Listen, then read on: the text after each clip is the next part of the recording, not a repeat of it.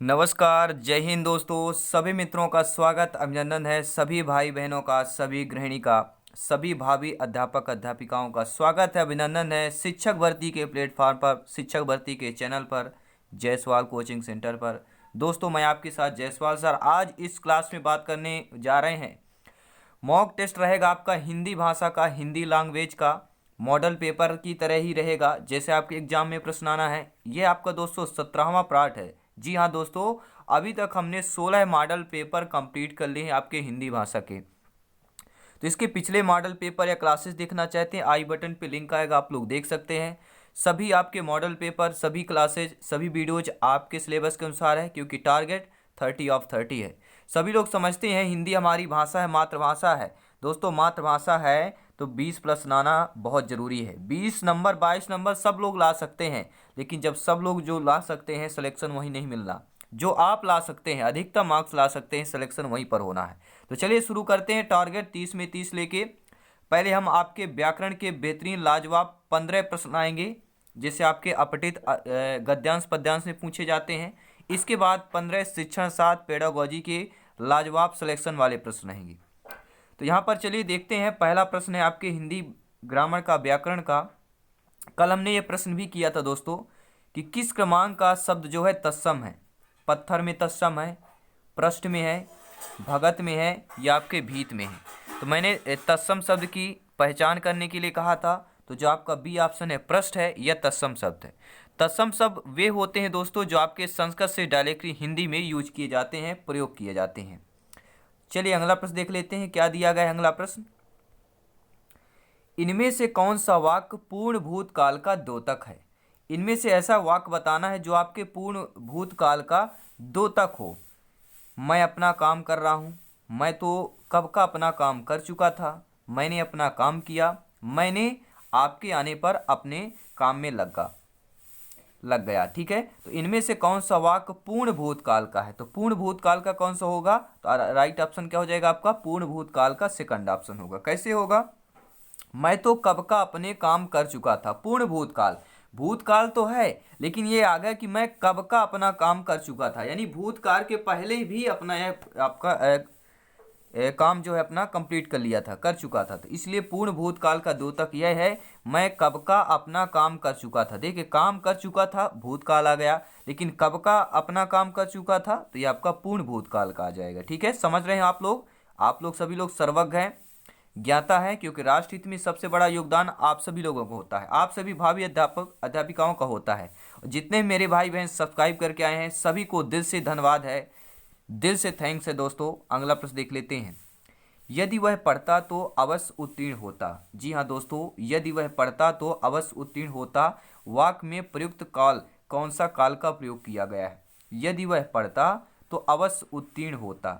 संदिग्ध भूतकाल है, संदिग्ध वर्तमान काल है, संभाव्य भविष्यत काल है या हेतुमद भूतकाल है। सही ऑप्शन चुनेंगे, सटीक आंसर जानेंगे। यदि वह पढ़ता तो अवश्य उत्तीर्ण होता, वाक्य में प्रयुक्त काल कौन सा हो जाएगा। तो सभी लोग जानते हैं यहाँ पर हेतुमद भूतकाल होगा, क्योंकि यदि वह पढ़ता तो अवश्य उत्तीर्ण होता। ठीक है, यदि जो शब्द आ गया ना, यदि, तो यह क्या आ जाएगा, हेतुमद भूतकाल पे आ जाएगा। ठीक है, चलिए अगला प्रश्न देख लेते हैं। स्क्रीन पर है। सभी मित्रों को जय हिंद है, वंदे मातरम है। दोस्तों, दुगनी एनर्जी के साथ क्लास चलेगी, क्लास शुरू होगी, उसी एनर्जी के साथ क्लास एंड करेंगे, क्योंकि सिलेक्शन के लिए एनर्जी कायम रखना है दोस्तों। प्रश्न देख लेते हैं। रोहन चित्र बना रहा है, वाक्य में कौन सी क्रिया होगा। सभी लोग कमेंट करेंगे। रोहन चित्र बना रहा है, इस वाक्य में कौन सी क्रिया होगी। अकर्मक क्रिया है, सकर्मक क्रिया है, द्विकर्मक क्रिया है या प्रेरणार्थक क्रिया है। जी हाँ दोस्तों, यहाँ से प्रश्न आता है, सिलेक्शन वाला प्रश्न है। रोहन चित्र बना रहा है, रोहन क्या कर रहा है, चित्र बना रहा है। तो चित्र क्या कर रहा है, रोहन क्रिया भी है, क्रिया क्या है, चित्र बनाना, क्रिया दिया गया है तो यहाँ पे सकर्मक हो जाएगा। रोहन चित्र बना रहा है कैसा हो जाएगा, यह आपका सकर्मक वाक्य हो जाएगा। चलिए अगला प्रश्न देख लेते हैं। वीडियो लाइक में आना चाहिए, इस प्रश्न पर वीडियो सभी लोग लाइक कर देंगे। आयोजन का विलोम होगा। जी हाँ दोस्तों, आयोजन का विलोम क्या होगा, नियोजन होगा, वियोजन होगा, संयोजन होगा, योजन होगा। ये आपके टीटी जाम यानी कि शिक्षक भर्ती का सिलेबस के आधार पर प्रश्न लाए गए हैं और यही आपके प्रश्न आना है और इसी में से संभावित प्रश्न होंगे और पूछे गए प्रश्न हैं आपके। तो आयोजन का विलोम क्या होगा? सभी लोग सिंपल से बता सकते हैं। आयोजन का विलोम क्या होगा? वियोजन होगा। बहुत से बच्चे नियोजन कर देंगे, ठीक है, ये होगा नहीं। तो आयोजन का क्या हो जाएगा? वियोजन हो जाएगा। चलिए अगला प्रश्न देख लेते हैं। अगला प्रश्न स्क्रीन पर आ चुका है। प्रश्न सभी लाजवाब हैं सिलेक्शन की दृष्टि से। किस वाक्य में सार्वनामिक विशेषण है? अब सार्वनामिक विशेषण ये क्या होता है? बहुत से बच्चे बोलेंगे, लेकिन आइए देखते हैं क्या होता है। देखिए दोस्तों, सेकंड ऑप्शन, यह लड़का बहुत चालाक है। यह लड़का बहुत चालाक है, ठीक है। तो ये बहुत शब्द जो आ गया तो यह सार्वनामिक विशेषण कहलाता है। यह लड़का चालाक है, लेकिन ये लड़का क्या है? बहुत चालाक है। ये बहुत वर्ण जो यूज कर लिया गया यहाँ पर, बहुत ये शब्द जो आया है, यह सार्वनामिक विशेषण का पहचान है दोस्तों, ठीक है। क्योंकि यह लड़का, इसमें निश्चित लड़के के बारे में बताया गया है, ठीक है। ये भी आपको एक पहचान रख लेना है, ठीक है। ये तो मैंने टिक बताया था, लेकिन व्याख्या जान लेते हैं। व्याख्या इसीलिए कि आप लोग कंफ्यूज ना हो, ठीक है। तो यह लड़का इसमें निश्चित लड़के के बारे में बता रहा है, इसलिए सार्वनामिक विशेषण हो जाएगा। यह लड़का बहुत चालाक है। यह लड़का है मतलब कोई एक निश्चित लड़का है। चलिए अगला प्रश्न देख लेते हैं, स्क्रीन पर है। वीडियो में लाइक आना चाहिए। चलिए अगला प्रश्न आ गया है। नकार खाने में तुती की आवाज़ मुहावरे का अर्थ क्या होगा? शायद आपने पहले सुना हो यह कहावत, यह मुहावरा। मुहावरा और लोकोक्ति में अंतर होता है दोस्तों, हम जानेंगे आगे चल के मुहावरा लोकोक्ति में अंतर क्या होता है। तो नकार खाने में तुती की आवाज़ मुहावरे का अर्थ क्या हो जाएगा? महत्वहीन व्यक्ति, महत्वहीन आवाज़, सच्चाई की आवाज़, इनमें से कोई नहीं। तो नकार खाने में तुती की आवाज़, तो आवाज़ से संबंधित है तो क्या हो जाएगा? महत्वहीन आवाज़ हो जाएगा, क्योंकि तुती की आवाज़, तुतलाना, तुती की आवाज़, तो क्या हो जाएगा? महत्वहीन आवाज़ हो जाएगा, ठीक है। चलिए अगला प्रश्न देख लेते हैं। अगला प्रश्न स्क्रीन पर आ चुका है। सभी मित्रों को जय हिंद दोस्तों। गुरुजन का सम्मान करना सीखो। आप सभी जब गुरुजन हैं, भावी अध्यापक अध्यापिकाएं हैं दोस्तों, आप सभी का सम्मान करना सीखो। यह किस प्रकार का वाक्य है? तो गुरुजन का सम्मान करना सीखो। अगर बच्चे से आपसे बोलते हैं, या अगर आप बोलते हैं कि हमेशा गुरुजन को सम्मान करना चाहिए, ठीक है, तो गुरुजन का सम्मान करना सीखो कैसा वाक्य है? आज्ञार्थक वाक्य है, संकेतवाचक है, संदेहवाचक है, इच्छार्थक वाक्य है। अब यहाँ पे प्रश्न ये उठता है कि ये प्रश्न कौन करेगा?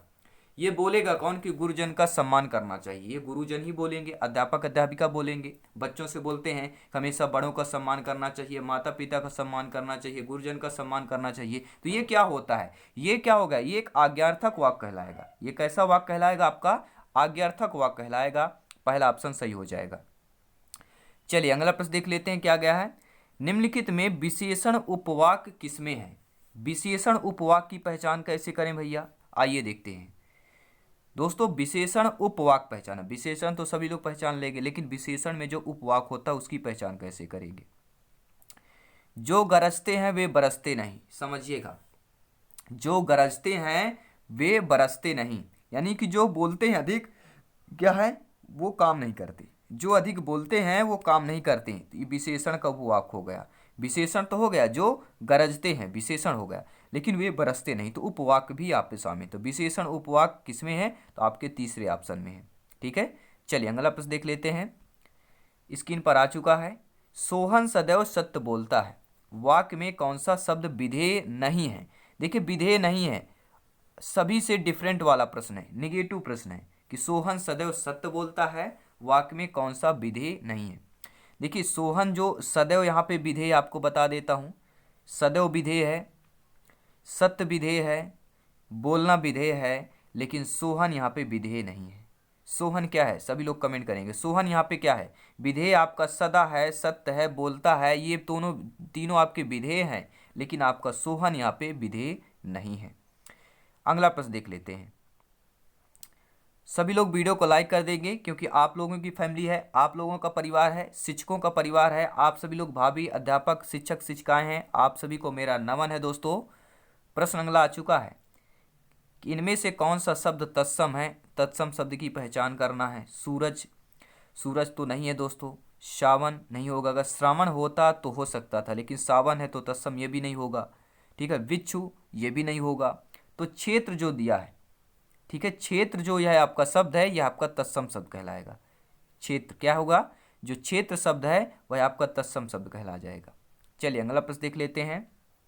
संकर यानी दो भाषाओं से निर्मित दो भाषाओं से निर्मित जो आपका भाषा होती है उसे संकर भाषा बोला जाता है। यानी संकर को क्या बोला जाएगा? दो भाषाओं से निर्मित शब्द इनमें से नहीं है, यानी संकर शब्द नहीं है। देखिए टिकट घर, टिकट और घर, तो टिकट आपका अंग्रेजी भाषा है, घर आपका कैसा है?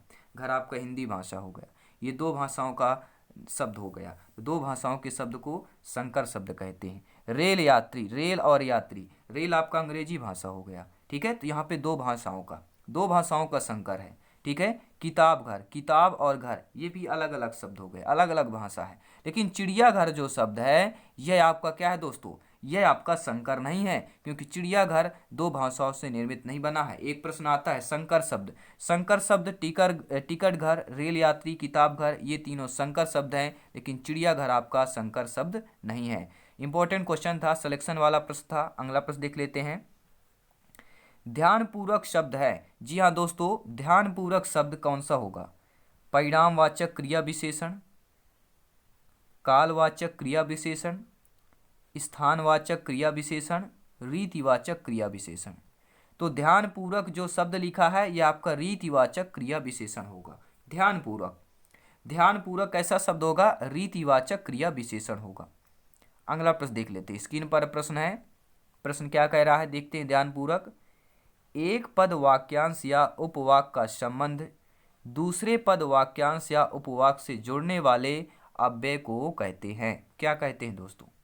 एक पद वाक्यांश या उपवाक का संबंध जो है दूसरे पद वाक्यांश या उपवाक से जोड़ने वाले अव्यय को कहते हैं। क्या कहते हैं?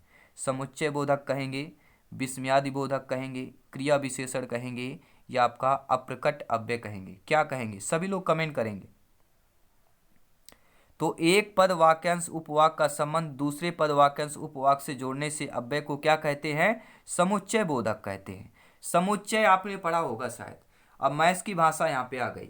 अब बोलेंगे हिंदी में मैथ की भाषा कैसे आ गई? तो समुच्चय बोधक, समुच्चय निकालना, समुच्चय की पहचान करना सभी समझ गए होंगे। किसी भी पद वाक्यांश उपवाक का संबंध दूसरे पद वाक्यांश उपवाक से जोड़ने को समुच्चय बोधक कहेंगे। अगला प्रश्न देख लेते हैं। प्रेत शब्द का संधि विच्छेद होगा। सभी लोग कमेंट करेंगे। सभी सिलेबस है दोस्तों, यही प्रश्न आते हैं, इसी टाइप के प्रश्न आते हैं। जितना ज़्यादा प्रैक्टिस करेंगे उतना ही अच्छा जाएगा स्कोर। जब स्कोर अच्छा जाएगा तो सिलेक्शन मिलेगा, सिलेक्शन मिलेगा तो सपना पूरा होगा, और ये आप ही कर सकते हैं। जी हाँ दोस्तों, प्रेत शब्द का संधि विच्छेद होगा। प्राधन इति होगा, प्राधन इति होगा, प्राधन एत होगा, या इनमें से कोई नहीं। सभी लोग कमेंट करेंगे, सभी लोग कमेंट करेंगे। प्रेत आ ई मिलके ए में परिवर्तित हो जाए, ऐसा संधि कौन सा है भैया? जो छोटा आ छोटी ई मिलके आपका ए में परिवर्तित हो जाए, वह संधि कौन सी है? वह संधि कौन सी है और विच्छेद कौन हो जाएगा? तो प्राधन इत बराबर प्रेत, यानी आ और ई मिलके आपका ए में परिवर्तित हो गया तो प्रेत हो गया, यानी प्राधन इत बराबर प्रेत हो जाएगा। कौन सी संधि आएगी? आ ई मिलके ए में परिवर्तित हो जाए। फटाफट कमेंट करें कौन सी संधि होगी। और आपने वीडियो को लाइक शेयर नहीं किया है तो जरूर कर लेंगे, क्योंकि जायसवाल सर जो बात करते हैं, जायसवाल सर जो वीडियोज क्लासेज लेते हैं, वो सभी प्रश्न आपके सिलेबस पर आधारित होते हैं। अब बात करेंगे 15 शिक्षण शास्त्र पेडागोजी के प्रश्न। इसके पहले आज हमारा वीडियो आने वाला है, शाम को 6 बजे वीडियो आ जाएगा मोरल मोटिवेशन पे, कि मकसद में सच्चाई है तो सीना ठोक के यही कहो। मकसद में सच्चाई है तो सीना ठोक के यही कहो, झुकना होगा दुनिया तुमको, विश्वास पे अपने खड़े रहो, विश्वास पे अपने खड़े रहो। ये एक पोयम है दोस्तों, अमिताभ बच्चन जी की है, मैं उनका बहुत बड़ा फ़ैन हूँ। तो ये आपको शाम को 6 बजे ये वीडियो अपलोड हो रहा है, तो आप लोग ज़रूर देखिएगा। 6 PM में मोरल मोटिवेशन सर्च करेंगे, वहाँ पे आपको मिल जाएगा। मोरल मोटिवेशन में एक येलो कलर का आपको बल्ब रहेगा, उसमें आपका M लिखा होगा और नीचे मोरल मोटिवेशन लिखा होगा, ऐसा अपना आई कार्ड है, ठीक है। चलिए तो अगला प्रश्न अब बात करेंगे आपके, किस प्रश्न की बात करते हैं? अब बात करेंगे शिक्षण शास्त्र की बारी आ गई, यानी कि पेडागोजी की बात आ गई। चलिए तो शुरू करते हैं पेडागोजी की इन आपके बेहतरीन लाजवाब 15 प्रश्नों को। बच्चों की भाषा संबंधी क्रमिक प्रगति का लेखा जोखा रखना संभव है, किससे संभव है? समझिएगा कि बच्चों की जो भाषा संबंधी क्रमित प्रगति का लेखा जोखा रखना होता है वह किससे संभव होता है? उत्तर पुस्तिकाओं से, लिखित परीक्षा से, पोर्टफोलियो से या मौखिक परीक्षा से। तो बच्चों की भाषा संबंधी क्रमिक प्रगति का लेखा जोखा आपके पोर्टफोलियो पे संभव है। किस पर लिखना संभव है? पोर्टफोलियो पर लिखना संभव होगा। चलिए अगला प्रश्न देख लेते हैं। खेल विधि के प्रवर्तक कौन माने जाते हैं? हेनरी कोलवे कुक, स्पेंसर और आपके कॉमन सेल या रॉबिन्सन पॉल। तो सभी लोग जानते हैं खेल विधि के प्रवर्तक आपके हेनरी कोलवेल कुक माने जाते हैं। पहला ऑप्शन आप लोगों का सही हो जाएगा। ठीक है दोस्तों, चलिए अगला प्रश्न आ गया। वीडियो पे लाइक आना चाहिए, वीडियो पे लाइक आना चाहिए। सभी प्रश्न आपके सिलेबस पर है, संभावित प्रश्न है, सिलेक्शन वाले प्रश्न है कि इनमें से सिद्धांत सूत्रों के विपरीत है। दोस्तों जो आपके इनमें से निम्नलिखित में से सिद्धांत सूत्रों के विपरीत कौन है? देखिए, ज्ञात से अज्ञात ये तो सही है, विशेष से समान ये भी सही है, मूर्त से अमूर्त ये भी सही है। लेकिन जो आपका ये लाइन दिया गया है कि संश्लेषण से विश्लेषण यह सिद्धांत सूत्रों की विपरीत है, क्या है? जो हमारे सिद्धांत सूत्र हैं उनके यह विपरीत दिया गया है। संश्लेषण से विश्लेषण जो दिया गया है यह आपका विपरीत दिया गया है। सभी लोग नोट कर लेंगे, स्क्रीनशॉट ले सकते हैं। टेलीग्राम में ज्वाइन होकर सभी नोट्स पीडीएफ फाइल प्राप्त कर सकते हैं, क्योंकि राष्ट्रहित में शिक्षा की बात करते हैं और राष्ट्रहित में शिक्षा में कोई यहाँ पे सब कुछ फ्री मटेरियल नोट सब कुछ मिलता है, क्योंकि यहाँ पे शिक्षक की बात हो रही है, टीचर्स फैमिली की बात हो रही है, आप लोगों के परिवार की बात हो रही है, आप लोगों के हित की बात हो रही है। तो चलिए अगला प्रश्न आ गया कि खंडान्वय विधि का दूसरा नाम क्या है? लाजवाब प्रश्न है दोस्तों। जी हाँ दोस्तों, सिलेक्शन वाला प्रश्न है कि खंडान्वय विधि का दूसरा नाम क्या है? नाटक विधि, खेल विधि, भाषण विधि, प्रश्नोत्तर विधि। तो खंडान्वय विधि का दूसरा नाम क्या है? सभी लोग जानते हैं प्रश्नोत्तर विधि है। जो खंडान्वय विधि का दूसरा नाम क्या है? प्रश्नोत्तर विधि है। सभी लोग नोट कर लेंगे। और अगला प्रश्न आ गया, फटाफट प्रश्न आएंगे, फटाफट सिलेक्शन पाएंगे। प्रश्न यह है, प्राथमिक स्तर पर कविता शिक्षण की सर्वश्रेष्ठ विधि है। जी हाँ दोस्तों, प्राथमिक स्तर की बात कर रहे हैं, प्राथमिक स्तर की बात कर रहे हैं, प्राथमिक स्तर के बच्चों, विद्यार्थियों, शिक्षकों की बात कर रहे हैं, अध्यापक की बात कर रहे हैं, 1 से लेकर 5 तक की क्लास की बात कर रहे हैं कि इस स्तर पर कविता शिक्षण की सर्वश्रेष्ठ विधि कौन होती है? अर्थबोध, बच्चा अर्थबोध नहीं कर पाता है। व्याख्या, बच्चा व्याख्या नहीं कर पाता है। खंडान्वय विधि यानी प्रश्नोत्तर विधि, ये बच्चा नहीं कर पाएगा। बच्चा क्या कर पाएगा? तो कविता शिक्षण की सर्वश्रेष्ठ विधि गीत एवं अभिनय विधि होती है, यानी 4th ऑप्शन सही हो जाएगा प्राथमिक स्तर पर। अगला प्रश्न देख लेते हैं, अगला प्रश्न देख लेते हैं। उपचारात्मक कार्य होना चाहिए। दोस्तों उपचारात्मक कार्य होना चाहिए, प्रत्येक पाठ के बाद में होना चाहिए, प्रत्येक माह पर, वर्ष में 3 बार, वर्ष में 4 बार। जी हाँ दोस्तों, आप लोग अध्यापक बनने जा रहे हैं, शिक्षक बनने जा रहे हैं, शिक्षिका बनने जा रहे हैं। बताइए अगर उपचारात्मक कार्य कैसा होगा? आप शिक्षक हैं, शिक्षिका हैं, भाई बहन है, गृहिणी है, आप लोग बताइए उपचारात्मक कार्य कैसा होना चाहिए? उपचारात्मक कार्य होना चाहिए, राइट ऑप्शन चुनेंगे, सही ऑप्शन चुनेंगे तो प्रत्येक पाठ के बाद होना चाहिए। जब पाठ आपका पाठ कंप्लीट हो जाता है तो प्रत्येक पाठ के बाद में उपचारात्मक कार्य होना चाहिए। पहला ऑप्शन सही हो जाएगा। अगला प्रश्न आ चुका है, स्क्रीन पर है, सभी प्रश्न लाजवाब हैं, सिलेक्शन वाले प्रश्न हैं। किस पद्धति में बालक स्वयं अपना सुधार करता है? वह पद्धति है दोस्तों ऐसी पद्धति जिसमें बालक स्वयं अपना सुधार कर लेता हो। अपना मुँह मिट्ठू बनना, स्वयं का बखान करना, स्वयं का बयान करना, अपने पैर पे खड़ा होना। जी हाँ दोस्तों, सबसे बड़ा उदाहरण अपने पैर पे खड़ा होना, यानी ऐसी पद्धति जिसमें बालक स्वयं अपना सुधार करता है, स्वयं अपना सुधार करता है, वह पद्धति कौन है? अनुकरण पद्धति, जेक टाट विधि, प्रश्नोत्तर विधि, कहानी विधि। समझिएगा, अनुकरण करना क्या होता है? दूसरों का सीखना, पलटना, परिवर्तित करना। यह हो सकता है जो आगे पैर, जैसे माँ बाप होते हैं उनका अनुकरण बच्चा करता है, उनका अनुकरण कौन करता है? बच्चा करता है, वह अनुकरण विधि होती है। लेकिन ऐसी विधि जो इसमें बालक स्वयं अपना सुधार करता है वह जेक टॉट विधि कहलाती है। जी हाँ, टाइट विधि है, जेक टॉट। एक समझिएगा दोस्तों, कौन है? अगर कोई भी टायर 4 व्हीलर का, ट्रैक्टर का, ठीक है, पंचर हो जाता है, जेक लगाया जाता है, जेक लगाकर चक्का को निकाला जाता है, जेक लगाकर चक्का को निकाला जाता है, यानी कि बालक स्वयं अपना सुधार करता है। जी हाँ, ड्राइवर स्वयं अब उस चक्के को निकालता है, यानी समझ गए होंगे कि बालक स्वयं अपना सुधार किस पद्धति से करता है? तो जैक टार्ट विधि से करता है। सेकंड ऑप्शन सही हो जाएगा। क्या मैं सही बोल रहा हूँ दोस्तों? क्या ये सभी प्रश्न सिलेक्शन वाले हैं, आपके एग्जाम पैटर्न पर हैं? वीडियो को लाइक ठोक दीजिएगा, शेयर करना मत भूलिएगा, क्योंकि यहाँ पर जो क्लासेज होंगी सभी सिलेक्शन वाले क्लासेज होंगी। प्रश्न आ गया है। प्रश्न स्क्रीन पर आते रहेंगे कि एक से अधिक भाषाओं का ज्ञान का यह प्रयोग क्या कहलाता है? लाजवाब प्रश्न है दोस्तों। एक से अधिक भाषाओं का ज्ञान या प्रयोग विकास में बाधा होता है, ज्ञान में बाधा होता है, या संज्ञानात्मक ज्ञान में बाधा होता है, यह आपके संज्ञानात्मक ज्ञान के विकास में सहायक होता है। दोस्तों, एक से अधिक भाषाओं का ज्ञान का प्रयोग क्या होता है? आपके संज्ञानात्मक ज्ञान के विकास में सहायक होता है। फोर्थ ऑप्शन सही हो जाएगा। फोर्थ ऑप्शन सही हो जाएगा। जितने भाई बहन फोर्थ ऑप्शन लगाए हैं सभी को धन्यवाद है, सभी को धन्यवाद है। सब्सक्राइब करके सदस्यता हासिल की है, दिल से धन्यवाद है दोस्तों, सभी का दिल से धन्यवाद है, और माता रानी का आशीर्वाद है, सिलेक्शन जरूर होगा। प्रश्न अगला आ चुका है कि छात्रवृत्तियां एवं पुरस्कार प्रदान का आधार रहता है। दोस्तों, जो छात्रवृत्तियां होती हैं और पुरस्कार प्रदान का आधार रहता है, उपलब्धि परीक्षण होता है, उपचारात्मक परीक्षण होता है, निदानात्मक परीक्षण होता है, या उपरोक्त में से कोई नहीं।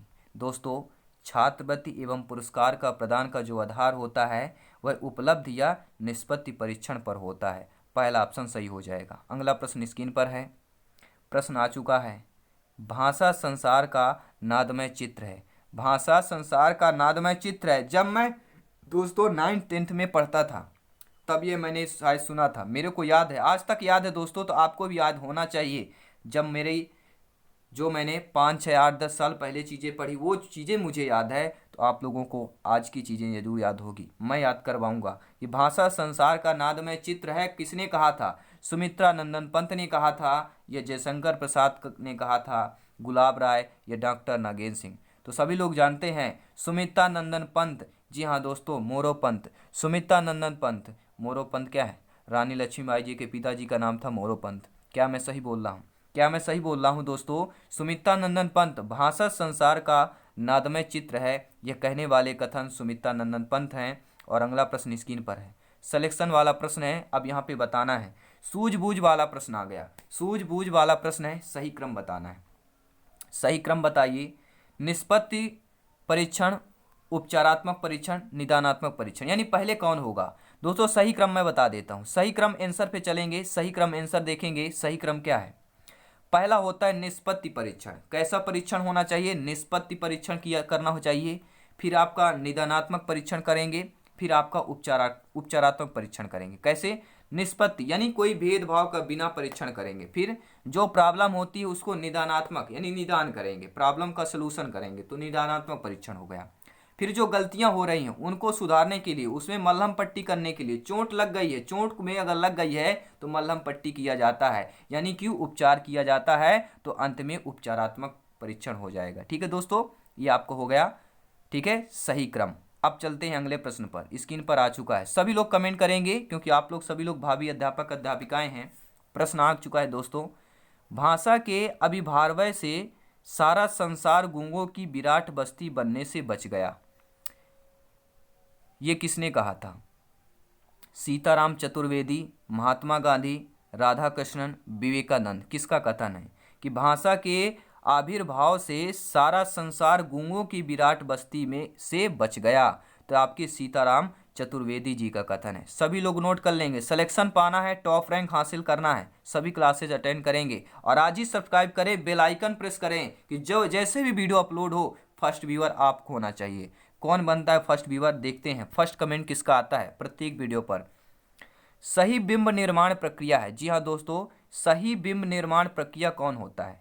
दृश्य बिंब, श्रुति बिंब, विचार बिंब, भाव बिंब। दृश्य बिंब, भाव बिंब, विचार बिंब, सूत्र बिंब। तो सही जो बिंब, देखिए जो बिंब के निर्माण की प्रक्रिया दी गई है, और बिंब के निर्माण की प्रक्रिया का जो आपका सही क्रम होता है वह होता है पहला। पहला क्रम क्या होता है?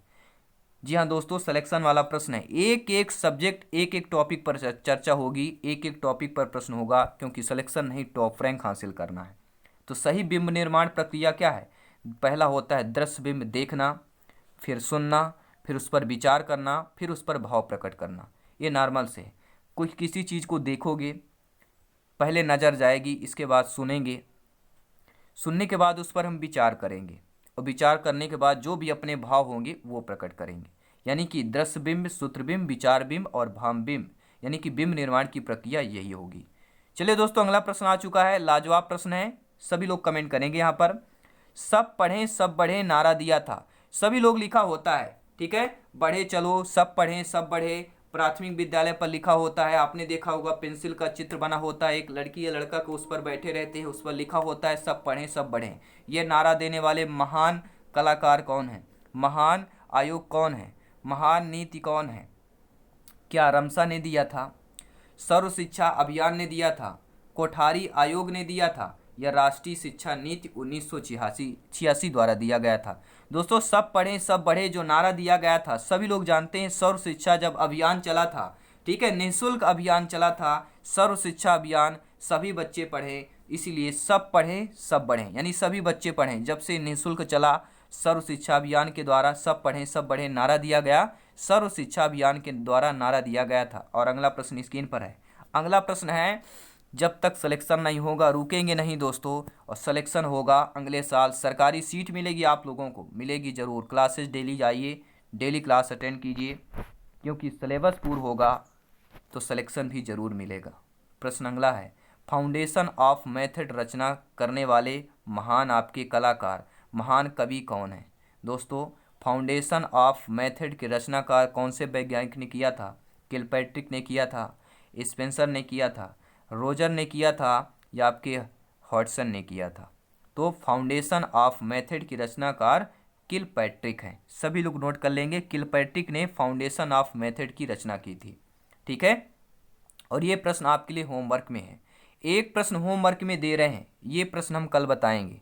ये आपके 15 प्रश्न व्याकरण के, 15 प्रश्न पेडागॉजी यानी शिक्षण शास्त्र के आपके हिंदी भाषा के कंप्लीट हो चुके हैं, 30 प्रश्न कंप्लीट हो चुके हैं। ये आपके लिए होमवर्क में है कि भाषा की पाठ्य पुस्तक भाषा शिक्षण में मुख्यतः पाठ होना चाहिए। कैसी दोस्तों है, समझेंगे ध्यानपूर्वक, समझिएगा कि भाषा की पाठ्य पुस्तक में भाषा शिक्षण में मुख्यतः पाठ होना चाहिए, विज्ञान का, संस्कृति का, साहित्य का, या ये सभी पाठ होना चाहिए। तो भाषा की पाठ्य पुस्तक है, उसमें भाषा शिक्षण में मुख्यतः कौन पाठ होना चाहिए? 3 ऑप्शन है, या ये सभी हैं, सभी लोग कमेंट करेंगे, कल इसका आंसर हम बताएंगे, देखते हैं कौन कौन इसका कमेंट कर पाता है। और वीडियो को लाइक शेयर करना मत भूलिएगा, क्योंकि आप लोगों का परिवार है दोस्तों। जी हाँ, जितने मेरे भाई बहन, शिक्षक बंधु, भाभी, अध्यापक अध्यापिकाएं, गृहिणी सब्सक्राइब करके आए हैं, सभी को दिल से धन्यवाद है, दिल से शुक्रिया करते हैं, दिल से थैंक्स है सभी को। अभी भी आपने सब्सक्राइब नहीं किया है तो सपना साकार नहीं दिख रहा, मेरे को लगता है। सब्सक्राइब करके जाइए और अपना एक दृढ़ संकल्प बना लीजिए, सिलेक्शन सिलेक्शन सिलेक्शन, यानी कि सभी क्लासेज अटेंड करना है। और अगले एक सरकारी सीट, केवल मकसद होना चाहिए सरकारी सीट। सभी लोग प्लेलिस्ट यहाँ पे चेक करेंगे, सभी क्लासेज आपके एग्जाम पैटर्न पर वीडियोज मिलेगी, क्लासेज मिलेगी, कोई एक प्लेलिस्ट उठाइए और जी तोड़ के मेहनत करके उस प्लेलिस्ट को कंप्लीट कीजिए। तो जायसवाल कोचिंग सेंटर बात करते हैं राष्ट्रहित में शिक्षा की। तो सभी मित्रों को जय हिंद, वंदे मातरम। दोस्तों, मिलते हैं नेक्स्ट क्लास में, तब तक के लिए हंसते रहिए, मुस्कुराते रहिए। शाम को 7 बजे लाइव क्लास होगी, चलिए जुड़ते हैं उसी पर। धन्यवाद सभी का।